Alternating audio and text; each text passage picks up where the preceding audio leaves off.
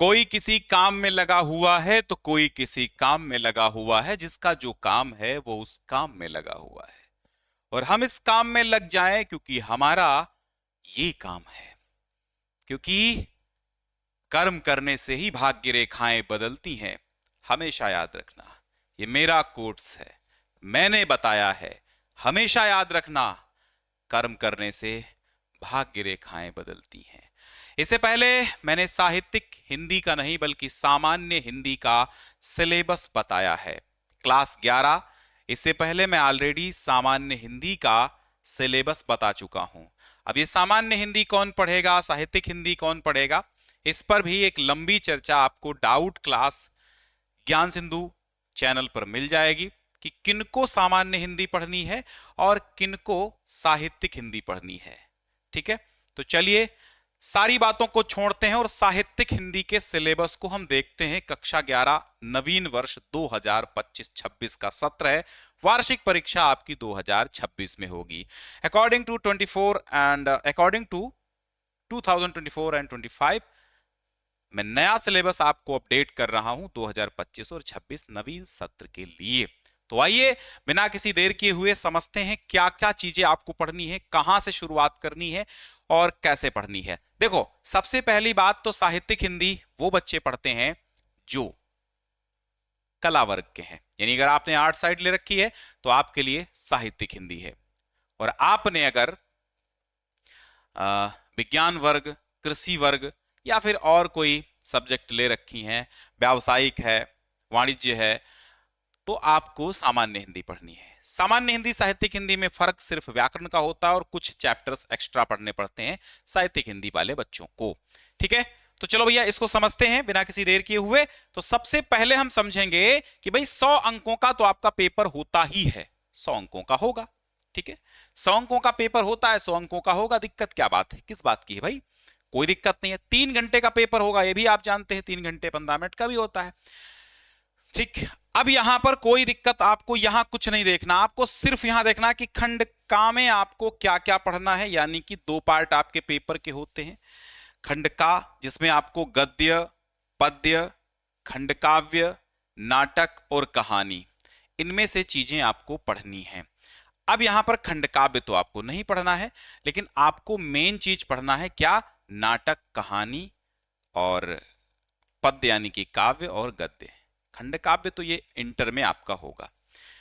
अब यहां पर समझिए, और दूसरा पार्ट जो होगा पेपर का वो गद्य, पद्य, निबंध, काव्य सौंदर्य के तत्व, संस्कृत व्याकरण और अनुवाद का होता है। ठीक है, छोड़िए।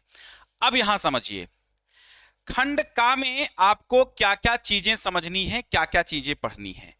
सबसे पहले तो आप हिंदी गद्य साहित्य का विकास पढ़ेंगे और हिंदी गद्य का उद्भव और विकास, भारतेंदु युग, द्विवेदी युग, ठीक है, ये पढ़ लेंगे। काव्य साहित्य का विकास, जिसमें पद्य साहित्य का विकास जिसको बोलते हैं, यही पद्य साहित्य का उद्भव और विकास, काल विभाजन, आदिकाल, भक्ति काल, रीति काल की प्रमुख प्रवृत्तियां, कवि और उनकी रचनाएं।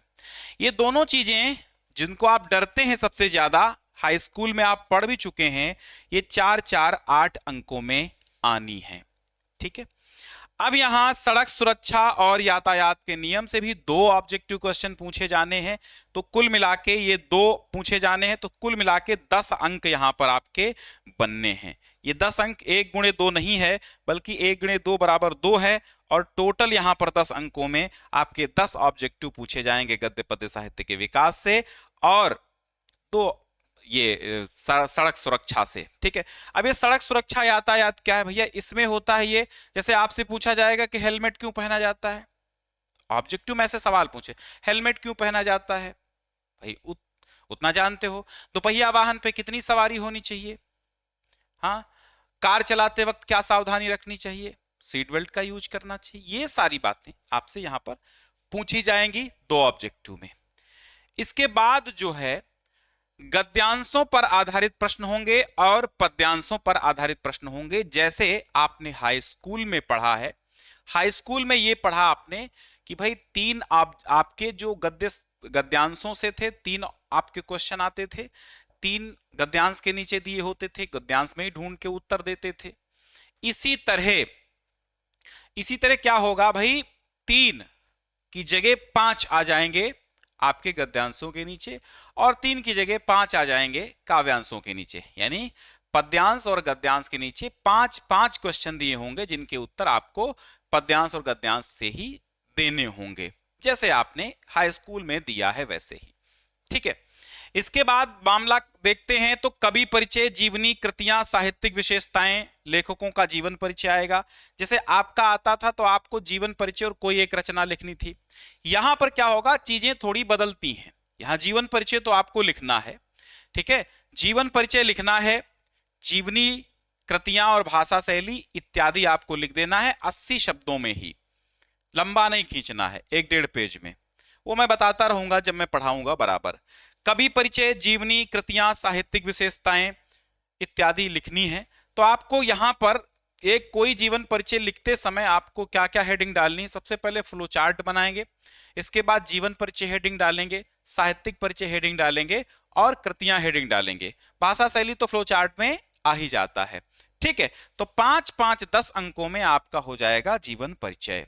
ठीक, अभी तक कोई बदलाव नहीं हुआ जब तक मैं वीडियो बना रहा हूं, कोई सूचना नहीं है, तो ज्यों का त्यों सिलेबस है, कोई दिक्कत नहीं है। बदलाव शायद ना ही हो, बिल्कुल होगा ही नहीं, ऐसा 99% हम कह सकते हैं।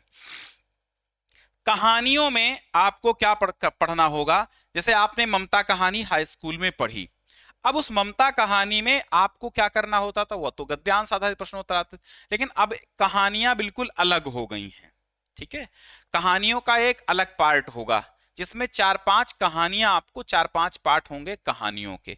कहानियां आपको पढ़नी है, समझनी है, कहानियों के सारांश पर आधारित प्रश्नोत्तर आ जाएंगे।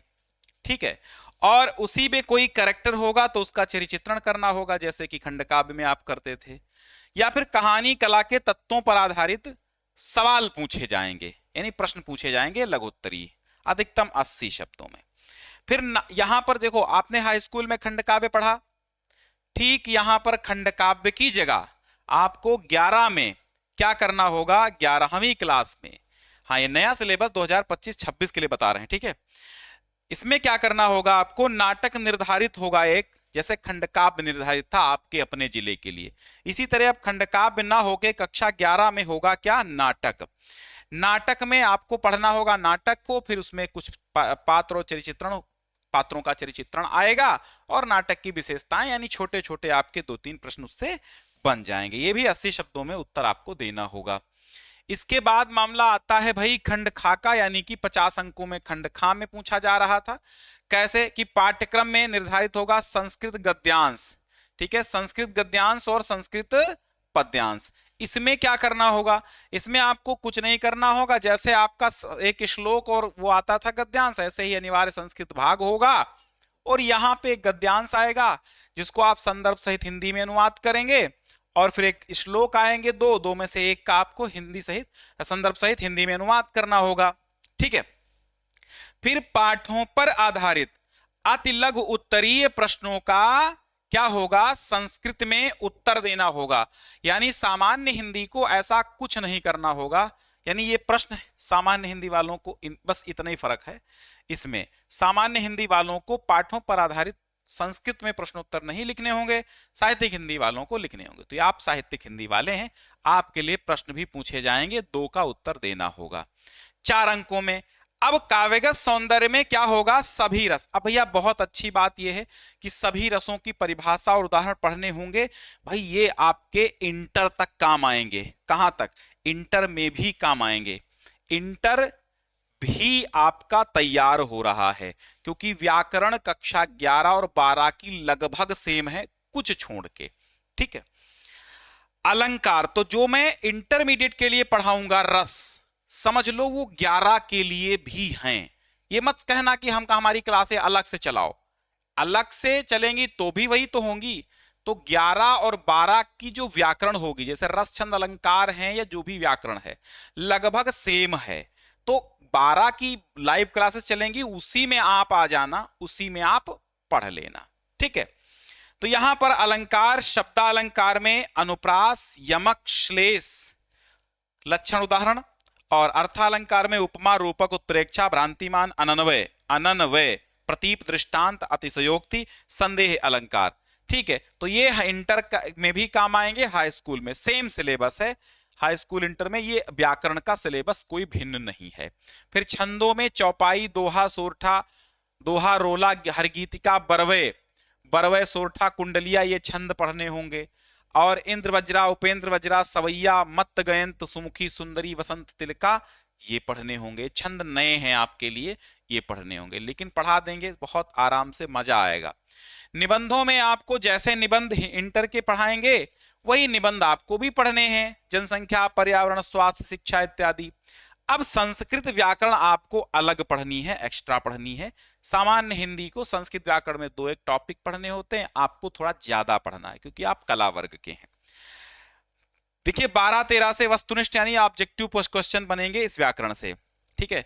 संधियों में आपको एचो अयवायावः एंगः पदांतादत एंगि पररूपम, ये 3 सूत्र पढ़ने पड़ेंगे स्वर संधि के। व्यंजन संधि में स्तोह स्टुनाश्चुः स्टुनाष्टुः झलाम जझसी खरीचा मो अनुस्वारः तोरलिचा अनुस्वारस्य यही परस वर्णः, ये संधि पढ़नी होगी। विसर्ग संधि में विसर्जनीय से सह सस जुशोरुः अतोरोर प्लुताद अप्लुते हसीचा और रोरी, इन सूत्रों से रिलेटेड आपको संधि पढ़नी होगी, ठीक है। इसके बाद समासों में अव्ययी भाव समास, कर्मधारय समास, बहुब्रीहि समास पढ़ना होगा। शब्द रूप में संज्ञा शब्द आपको आत्मन, नामन, राजन, जगत और सरित के शब्द रूप पढ़ने होंगे, और सर्व, इदम, यद के शब्द रूप पढ़ने होंगे, जैसे आपने तद और युष्मद के पढ़े हैं ऐसे ही। धातु रूप में लट लकार, लोट लकार, विधिलिंग लकार, लिट लकार, परस्मैपदी में स्था, पा, नी, दा, क्री, चुर धातुएं। और प्रत्यय में आपको कत, कत्वा, तब्य, तनियर प्रत्यय। तद्धित में त्वा, मतुप, वतुप प्रत्यय।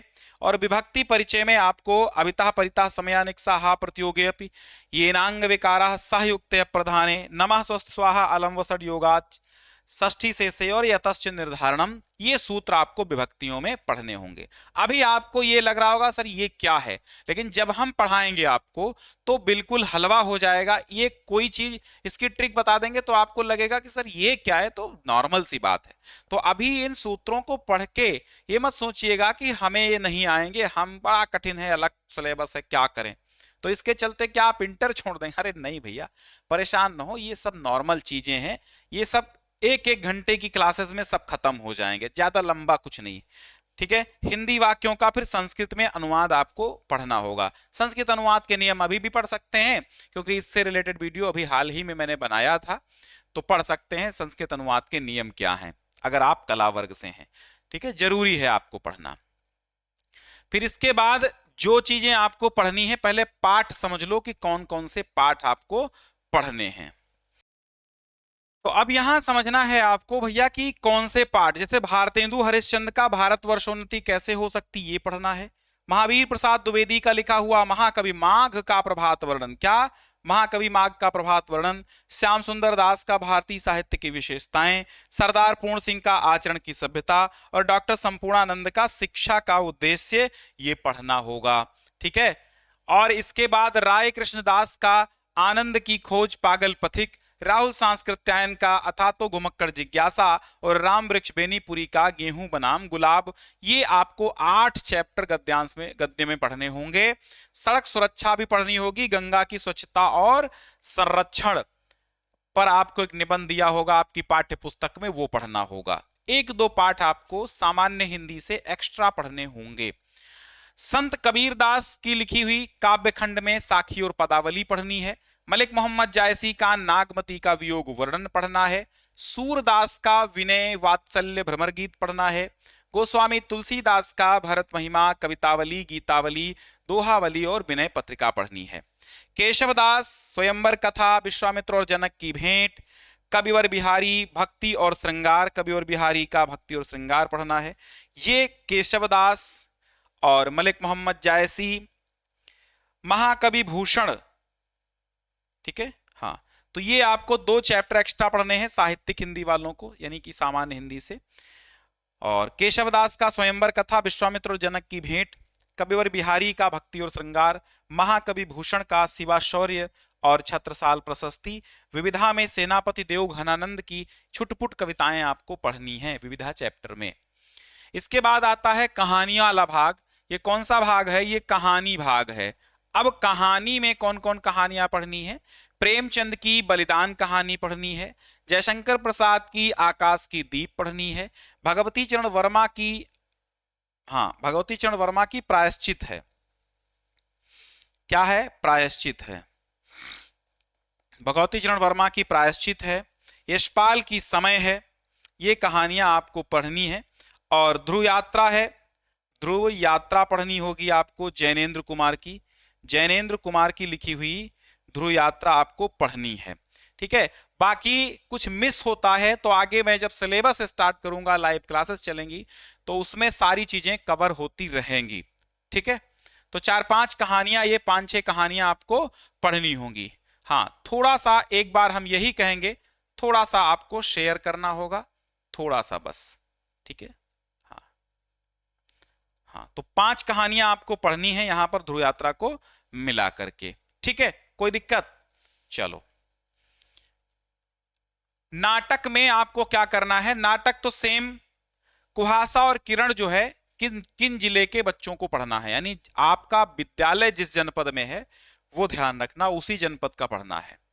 मेरठ, आजमगढ़, मुरादाबाद, बलिया, रायबरेली, झांसी, सुल्तानपुर, लखीमपुर खीरी, बदायूं और पीलीभीत के जो बच्चे हैं वो कुहासा और किरण पढ़ेंगे। आन का मान नाटक जो है हरिकृष्ण प्रेमी का है। वाराणसी, लखनऊ, इटावा, बरेली, फरुखाबाद, एटा, शाहजहांपुर, उन्नावपुर, हमीरपुर, हमीरपुर के जो है बच्चे पढ़ेंगे क्या? आन का मान नाटक। गरुड़ध्वज नाटक लक्ष्मीनारायण मिश्र का लिखा हुआ है। आगरा, गोरखपुर, जौनपुर, फैजाबाद, बिजनौर, फतेहपुर, गोंडा, सीतापुर, प्रतापगढ़, बहराइच और ललितपुर के बच्चे इसको पढ़ेंगे। सूतपुत्र नाटक डॉक्टर गंगा सहाय प्रेमी का लिखा हुआ है। प्रयागराज, सहारनपुर, अलीगढ़, मुजफ्फरनगर, गाजीपुर, मैनपुरी, जालौन, हरदोई, बाराबंकी के बच्चे पढ़ेंगे। और राजमुकुट जो है ये व्यथित हृदय का लिखा हुआ है। कानपुर, बुलंदशहर, मथुरा, बस्ती, मिर्जापुर, देवरिया, बांदा, रामपुर के बच्चे पढ़ेंगे। इसके बाद जो जनपद आपका इसमें नहीं है तो आप ये समझिए, आपको अपना जनपद अपने क्लास टीचर से पूछ लेना कि कौन सा नाटक पढ़ना है हमें, वह भी नहीं बता पाते तो पुराना जिला आपका जो होगा, यानी आपके जिले का नया नाम अगर हो गया है तो उससे पहले एक पुराना नाम होगा, उसके हिसाब से पढ़ेंगे। ठीक है, या पहले मान लो कोई और जिला हुआ करता था, अब आपका कोई और जिला है तो आपका यहां पर नाम नहीं दिखेगा, तो आप पुराने जिले के अनुसार आप पढ़ना। ठीक है, आगे बढ़ें। चलो भैया, संस्कृत दिग्दर्शिका आएगी, यानी संस्कृत में कौन से पाठ पढ़ने हैं? वंदना पढ़ना है, सदाचारोपदेशः पढ़ना है, गीतामृतम, विश्व वंद्या कवयः, चतुरश्चौरः, प्रयागः, हिमालयः, चरैवेत, लोभा पापस्य कारणम और सुभाष चंद्रा। ये 10 चैप्टर आपको पढ़ने हैं। कहां पे? संस्कृत अनिवार्य भाग में। ठीक है, इनका हिंदी अनुवाद। ठीक है, तो इतना आपको पढ़ना है। मैं आपको टाइमिंग बता रहा हूं, ये सिलेबस है, इसकी टाइमिंग पर न जाओ, ये 2-4 मिनट इधर उधर हो सकता है। आपकी टाइमिंग जो रहेगी 6 PM रहेगी, यानी हमेशा आपको 6 बजे क्लासेस मिल जाएंगी। ठीक है, जब भी चलेंगी 6 बजे क्लासेस रेगुलर मिलती रहेंगी, तो बराबर आपको हमारे साथ बने रहना है। ठीक है, जो गद्य पद्य साहित्य का विकास हम पढ़ाएंगे, 11 का थोड़ा सा अलग पढ़ाएंगे, अलग ही होगी क्लासेस। बाकी इंटर का भी जो हम पढ़ाएं वो भी आप पढ़ते रहें, क्योंकि आपकी मेन तैयारी बोर्ड का टारगेट होना चाहिए। तो इंटर में भाई जो व्याकरण आप 11 में पढ़ेंगे वो काम आएगी 12 में। ठीक है, तो गद्य पद्य साहित्य का विकास भी इस तरह से पढ़िएगा कि वो आपका इंटर में भी काम आएगा। तो 6 बजे शाम को हमेशा आप जुड़िए लाइव क्लास में, बराबर बने रहिए। PDF आपको डिस्क्रिप्शन में पहली लिंक से मिल जाएंगी। निःशुल्क क्लासेस रहेंगी। ज्ञान सिंधु क्लासेस ऐप आप डाउनलोड कर लीजिएगा। वहां पर माई कोर्स में जब जाएंगे तो जो भी क्लासेस होंगी वहां पर आपको दिख जाएंगी माई कोर्स सेक्शन में। ठीक है, यानी आपका क्लास दिखेगा, उसमें आपकी सीरियल से सारी क्लासेस लगी मिलेंगी, जब जितनी चलती जाएंगी, तो आपको ढूंढने का झंझट नहीं होगा। ज्ञान सिंधु क्लासेस ऐप तुरंत आपको डाउनलोड कर लेना है। बाकी हमेशा शाम 6 बजे आपको ओपन करके देखना है। अभी तुरंत अप्रैल स्टार्ट हुआ तो आपका सिलेबस यानी आपकी क्लासेस भी स्टार्ट हैं, समझ लो 1 अप्रैल से कह सकते हैं। बाकी मुख्यतः जो डेट हमने दी थी वो 6 अप्रैल है, लेकिन कोशिश करेंगे कि 1 अप्रैल से क्लासेस चालू हो जाएं। मजा आ जाएगा चालू होती रहेंगी तो। ठीक है, जल्दी जितनी हो जाए मजा आ जाए। और पीडीएफ आपको नोट्स वगैरह जो मिलते रहेंगे डिस्क्रिप्शन में पहली लिंक से मिलते रहेंगे। और किसी का कोई डाउट होगा तो बताना। कुछ बच्चों का ये डाउट है कि सर सिलेबस बदलेगा, तो वो तो 3 साल से रोज बदल रहा, बदलता कभी नहीं है। पैटर्न बदलेगा, 2 बार बोर्ड एग्जाम होंगे, ये सब न्यूज़पेपर की बातें हैं। जब यूपी बोर्ड कहेगा तब वो सही होगा। न्यूज़पेपर समाचार 4 साल से चिल्ला रहे हैं नई शिक्षा नीति, 4 साल से चिल्ला रहे हैं कि इंटर में भी ऑब्जेक्टिव होंगे, कुछ नहीं हो रहा है। केवल वो न्यूज में आपको दिखाई दे रहा है, यहां पर लागू नहीं हुआ है यूपी बोर्ड के द्वारा। तो अंतिम फैसला यूपी बोर्ड का ही होता, जो मैं सिलेबस बता रहा हूं। अगर मान लो यहां मैं सिलेबस जो बता रहा हूं तो मैं आपको सही सही बता रहा हूं कि हाँ 25-26 के लिए ये होगा। अभी यूपी बोर्ड 2 महीने बाद अगर चेंज कर रहा है कोई पैटर्न या कोई, तो अब इसमें हमारी गलती तो है नहीं, क्योंकि अक्सर बोर्ड को चाहिए कि मार्च के एंड में बोर्ड परीक्षाएं खत्म हो, मार्च के अंतिम सप्ताह में अपना सिलेबस, एग्जाम पैटर्न, सूचनाएं जो भी बदलाव हैं वो अपडेट कर देने चाहिए। लेकिन यूपी बोर्ड हमेशा क्या करता है, कहीं अगस्त में तो कहीं सितंबर में तो कहीं आपका मई में, ये सब अपडेशन होते हैं। यानी जब एडमिशन बच्चों का हो जाता है, बहुत सारे बच्चे किताबें खरीद लेते हैं, तो कोई चेंजेस आते हैं तभी आते हैं, गड़बड़ हो जाता है मामला। लेकिन आप अगर मेरे साथ बने हुए हैं तो परेशानी कोई बात नहीं, बदलेगा तो बदला वाला पढ़ाया जाएगा, लेकिन सिलेबस नहीं बदलेगा 99.99%। भले ही एग्जाम पैटर्न बदल, लेकिन जो पार्ट बताए गए हैं, जो हिंदी में क्या क्या पढ़ना है वो बताया गया, वो लगभग 99.99% नहीं बदलेगा। ठीक है, बदलेगा पैटर्न। पैटर्न का मतलब कि एग्जाम मान लो 10 ऑब्जेक्टिव आते तो 20 ऑब्जेक्टिव आ सकते, 30 आ सकते। एक बार बोर्ड परीक्षा होती चाहे 3 बार हो, लेकिन सिलेबस यही रहना है, पढ़ना यही सब आपको है। ठीक है, तो इसको इस दिमाग से इस बात को बिल्कुल ये डाउट निकाल दो कि हाँ ये बदल जाएगा, मैं अभी नहीं पढ़ूंगा, मैं तो 11 में हूं। 11 में है लेकिन आपका सिलेबस आधा तो 12 का ही समझ लो पढ़ रहे हो तुम। व्याकरण उठा के देख लो, 11 और 12 की सेम है, आधा से ज्यादा व्याकरण। ठीक है, तो इसके चक्कर में न रहो। टॉपर वही बनते हैं जो हमेशा शुरुआत से ज्ञान सिंधु क्लासेस के साथ बने रहते हैं। यहां पर हिंदी में 95 नहीं, 98 नहीं, 100 to 100, हाई स्कूल में 100 आउट ऑफ 100 भी बच्चे लेके आए हैं पिछले वर्ष। इस बार रिजल्ट का इंतजार मैं कर रहा हूं और आशा है इस बार भी बहुत सारे बच्चे 100 आउट ऑफ 100 भी लाएंगे। बहुत सारे बच्चे 95 प्लस के तो हजारों में संख्या होती है और लाखों में भी हो सकती है, क्योंकि सारे बच्चे अपनी ना मार्कशीट भेजते हैं और ना मैं सारे बच्चों का बता पाता हूं। बहुत सारे बच्चे वीडियोस भेज देते हैं तुरंत बना के कि मेरे सर इतने आए, मैं चैनल पे अपलोड करता रहता हूं। मैंने तो स्पेशल आपके लिए एक चैनल बना रखा है, ज्ञान सिंधु जन की। ठीक है, अब आप कैसे देखेंगे, ऐसे आप अगर ऐसे डालेंगे ज्ञान सिंधु जन, ये किसके लिए बनाया मैंने, ये हिंदी में ऐसे लिखिएगा, ऐसे सर्च में आ जाएगा। ये किसके लिए बनाया, ये सिर्फ और सिर्फ आपका चैनल है। इस पे 99% आपके वीडियोस आएंगे। आप जो भी फीडबैक ज्ञान सिंधु कोचिंग क्लासेस के प्रति देंगे, या फिर ज्ञान सिंधु यूपी बोर्ड 9-10th वाले बच्चे अपना जो भी हमारे स्टूडेंट हैं, जो भी अपनी प्रतिक्रिया देंगे, फीडबैक देंगे, अच्छाइयां देंगे, बताएंगे कि सर मेरा ये हुआ, मैंने इतना स्कोर किया, मैंने आपसे पढ़ के ये किया, ये अच्छा है बुरा है, वो सब बताएंगे वीडियो के माध्यम से।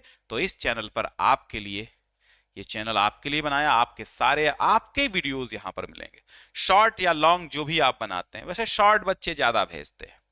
ठीक है, तो कुल मिला के डाउट क्लियर ज्ञान सिंधु भी जाके देख लेना, साहित्यिक हिंदी, सामान्य हिंदी, किन किन को पढ़ना है।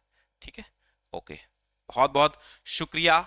बराबर आपको बने रहना है, शाम 6 बजे लाइव क्लासेस बिल्कुल चलेंगी और भी सारी सब्जेक्ट का मैं सिलेबस अपडेट करता रहूंगा।